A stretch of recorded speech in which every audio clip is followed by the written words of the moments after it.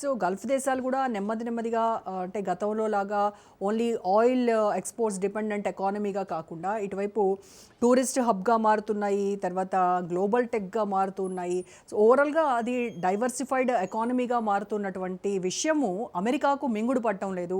అందుకోసమనే కావాలని అక్కడ ఒక ఇన్స్టెబిలిటీ క్రియేట్ చేసి ఈ రకంగా ఇబ్బందులకి గురి చేస్తుంది అనేటువంటి కరెక్టేనా సార్ ఆ వాదన? వాస్తవంగా ఫస్ట్ దానికి ఎగ్జాంపుల్ దుబాయ్.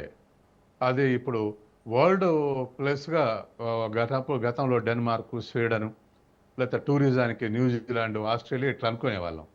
ఇప్పుడు ఏషియాలో నెంబర్ 1 స్పాట్ ఏదంటే దుబాయ్.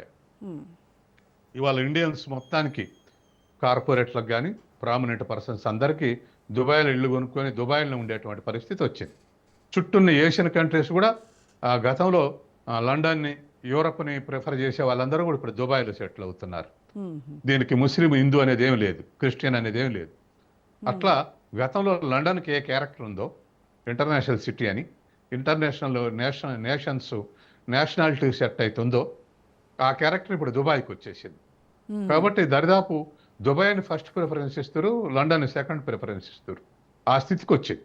అంటే చివరికి ఆయిల్ ఎక్స్పోర్ట్ డిపెండెంట్ ఎకానమీ పోయి ఇప్పుడు టూరిస్ట్ స్పాట్గా డెవలప్ అయింది. ఇట్లా ఒక్కొక్కటి సహజంగా ఆయిల్ ఇన్వెస్ట్ చేసే, సర్ప్లస్ని ఇన్వెస్ట్ చేసే విషయంలో డైవర్సిఫైడ్ ఇన్వెస్ట్మెంట్స్ చేస్తున్నారు. దాంతో ఖచ్చితంగా ఇవన్నీ ప్యారలల్ ఎకానమీస్గా పెరుగుతున్నాయి. అంతెందుకండి, లోతుగా పోవాలంటే 92లో గ్లోబలైజేషన్ తీసుకొచ్చినప్పుడు, ఎందుకు గ్లోబలైజేషన్ అంటే సింగిల్ వరల్డ్లో, మిగతా ఆయన పక్కకు పెడితే సింగిల్ వరల్డ్లో వరల్డ్ ట్రేడ్కు అబ్స్ట్రక్షన్స్ ఉన్నాయి, టారిఫ్లు.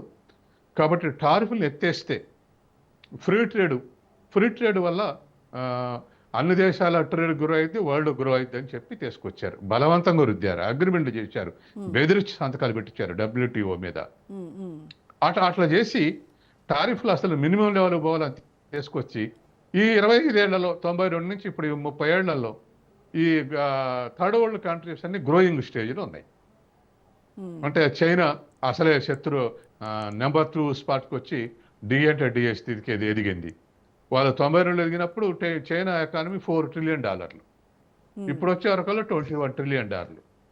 ఇంకో లెక్క ప్రకారం అయితే ఈక్వల్ ఉన్నాయి.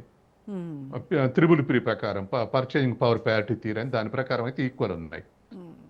మొన్న ఒక అమెరికన్ స్టేట్మెంట్ ఇచ్చాడుగా, చైనాలో చేసిన పొరపాటు ఇండియాలో చేయడం, ఇండియాని ఎదగనివ్వమని, దీన్ని ఒక అగ్రదేశంగా మారనివ్వమని అమెరికా నుంచే స్టేట్మెంట్ వచ్చిందిగా. కాబట్టి వాళ్ళకి అడ్వాంటేజ్ ఉన్నప్పుడు, వాళ్ళు ఎక్స్పోర్ట్ చేసినప్పుడు, పర్టికులర్గా క్యాపిటల్ ఎక్స్పోర్ట్ చేశారు అంటే బ్యారియర్స్ ఉన్నాయి. అంటే ఇతర దేశ పెట్టుబడులు వస్తే ఈ దేశాల్లో శ్రమని, మా వనరులని తక్కువ ధరలకు కొని కొల్లగొడుతున్నారు గతంలో బ్రిటన్ లాగా అనేటువంటిది ఉండేది 92కు ముందు. 92లో గ్లోబలైజేషన్ తీసుకుని వాళ్ళ క్యాపిటల్ అంతా ఫ్రీ ఫ్లో అయ్యేటట్టుగా చేసుకున్నారు. 30 ఏళ్ళు అయ్యేసరికి వాళ్ళ ఫ్రీ ఫ్లో ఏమో కానీ ఇతర దేశాల గూడ్స్ అండ్ సర్వీసెస్ వాళ్ళకే ఎక్స్పోర్ట్ చేసే దశకి ఎదిగినాయి. ఇప్పుడు అమెరికాకు అన్ని దేశాలతోటి దరిదాపు నిన్న వచ్చింది స్టేట్మెంట్, 60 దేశాల్లో ఏది 301 ఉపయోగిస్తామని 60 దేశాల్లో 16 దేశాలు మేజర్ కంట్రీస్కు లోటు ఉంది, విదేశీ వ్యాపార లోటు ఉంది, అమెరికా బాకీ ఉంది. కాబట్టి ఆ స్థితికి వచ్చేది. అంటే ఇతర దేశాలు ఎదుగుతూ ఉంటే, వాళ్ళు చెప్పిన సూత్రంలో ఎదుగుతూ ఉంటే, ఇప్పుడు మళ్ళీ టారిఫ్లు పెంచి 92కు ముందు ఏదైతే సిద్ధాంతం ఉన్నారో దానికి విరుద్ధంగా చేస్తుంది అమెరికా. అంటే అందుకని గల్ఫ్ డీడాలరైజేషన్ వైపు వెళ్లకుండా ఉండడానికి అస్త్రశస్త్రాలు సంధిస్తోంది అమెరికా. సంధిస్తుంది ఖచ్చితంగా. కాబట్టి అసలు ఒక గల్ఫే కాదు, de-dollarisation everywhere it is growing. ఆ సిచ్యువేషన్ గ్రో అవుతా ఉంది. బ్రిక్స్ అమెరికా చెప్పిన వినలే, ఇండియా కూడా వినలే. ఓన్ కరెన్సీలో చేసుకుందాం ట్రేడ్ అనుకుంటున్నాయి. దానికి ఒక అగ్రిమెంట్ చేసుకునేది అంతే, అదొకటే మిగిలింది డిసైడెడ్. అవి కనుక బ్రిక్స్ కనుక దరిదాపు వరల్డ్ ఎకానమీలో 30% ఉంది బ్రిక్స్ ఎకానమీ, ఈ 6 దేశాలై. కాబట్టి ఆటో గుండె బలిగిపోతున్నాడు ట్రంప్, మా డాలర్ని ఏం చేస్తారని. అందుకని ఇవాళ ఉన్నటువంటి పరిస్థితుల్లో గల్ఫ్లో కూడా అటువంటి పరిస్థితి సృష్టించబోతున్నారు. దానికి మూల్యం ఎవరు చెల్లిస్తారంటే గల్ఫ్ దేశాలే చెల్లిస్తాయి. ఇవాళ ప్రపంచవ్యాప్తంగా ఒక లెక్క ప్రకారం 360 సైనిక స్థావరాలు ఉన్నాయి. అందులో గల్ఫ్ కంట్రీస్లోనే దరిదాపు 22 స్థావరాలు ఉన్నాయని లెక్క వచ్చింది మనకు. యా. అమెరికన్ స్థావరాలు గల్ఫ్లో పెట్టడం ఎందుకు? వీళ్ళు అలో ఎందుకు చేశారు? వీళ్ళు అలో చేయటం వల్ల డిపెండెంట్ ఎకానమీస్కి ఉన్నాయి, అమెరికా చెప్పిన మాట వినేటట్టుగా ఉన్నాయి. ఎస్. అంటే అక్కడ ఉన్నటువంటి పాలకులు, ప్రభువులు, ఏది షేక్ ప్రభులు, తర్వాత రాయల్టీ తీసుకొని కోటీశ్వరులు ఉన్నటువంటి వాళ్ళు ఇటువంటి అప్పగించారు. ఎస్. ఎస్. ఇప్పుడు ఇప్పుడు సహజంగానే ప్రజలు తిరుగుబాటు చేస్తారు, ప్రజలు ఒత్తిడి చేస్తారు. ఏది అమెరికా స్థావరం మన దగ్గర ఎందుకని. ఎస్. సత్యం గారు, ఇరాన్ ఇజ్రాయెల్ మధ్య జరుగుతున్నటువంటి ఈ ప్రాక్సీ వార్ వల్ల గల్ఫ్ దేశాల ఆర్థిక పునాదులు మొత్తం కూడా దెబ్బతినేటువంటి పరిస్థితి వాళ్ళు చూస్తూ ఉన్నాం. అంటే ఇది అమెరికా వేసినటువంటి ఒక క్యాలిక్యులేటెడ్ ఎకానమిక్ స్ట్రైక్ అని అనుకోవచ్చు అంటారా ఇది? ఖచ్చితంగా.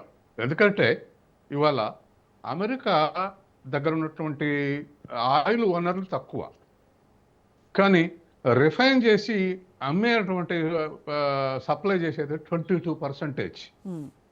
ఆయిల్ నిల్వలు ఉన్నదేమో వెనుజులాలో 18%, ఆ తర్వాత సౌదీ అరేబియా, రష్యా, తర్వాత ఇరాన్, ఇరాక్ 8-7%, ఇట్లా గల్ఫ్ దేశాల్లో కూడా ఉన్నాయి. మైనర్ ఆయిల్ రిజర్వ్స్ ఉన్నది అమెరికాలో, కానీ రిఫైన్ చేసి సేల్ చేసే ప్రొడక్షన్ 22%. అంటే ముడి చమురు మొత్తాన్ని అమెరికా తరలించపోయి అమెరికా సేల్ చేసుకుంటుంది. దాని రిఫైనరీ కెపాబిలిటీస్ కూడా మనం నిన్న చూసాంగా, రిలయన్స్ తోటి అగ్రిమెంటు 27 లక్షల బ్యారెల్స్ రోజుకని చెప్పేసి దాని కెపాసిటీని ఇచ్చారు ఒక్క రిఫైనరీ. అంటే వాటి అర్థం ఏంటి? ప్రపంచంలో ఉన్నటువంటి ముడి చమురంతా అమెరికా తరలించుకుపోయి అమెరికా ప్రపంచానికి అమ్ముద్ది అనమాట. ఇది దాని ఆబ్జెక్టివ్. కాబట్టి ఇవాళ ఉన్నటువంటి గల్ఫ్ దేశాల్లో కూడా ఎందుకు ఇంత ఒత్తిడి పెడుతున్న గల్ఫ్ దేశాలంటే, ఇప్పుడు ఉన్నటువంటి G7 కంట్రీస్కి అయినటువంటి బలమైన దేశాలకు చెందినటువంటి మల్టీనేషనల్ కంపెనీస్ అక్కడ రిఫైనరీలు పెట్టినాయి. రిఫైనరీ వాళ్ళు గల్ఫ్ దేశాలు కావు, వీళ్ళ ఇన్వెస్ట్మెంట్ తోటి రిఫైన్ చేస్తున్నారు. ఇప్పుడు వాటి మీద దాడులు జరుగుతుంటే దాని అడ్వాంటేజ్ తీసుకుని ఆ రిఫైన్ చేసే క్యాపబిలిటీ అమెరికాకు షిఫ్ట్ చేసే అవకాశం ఉంది.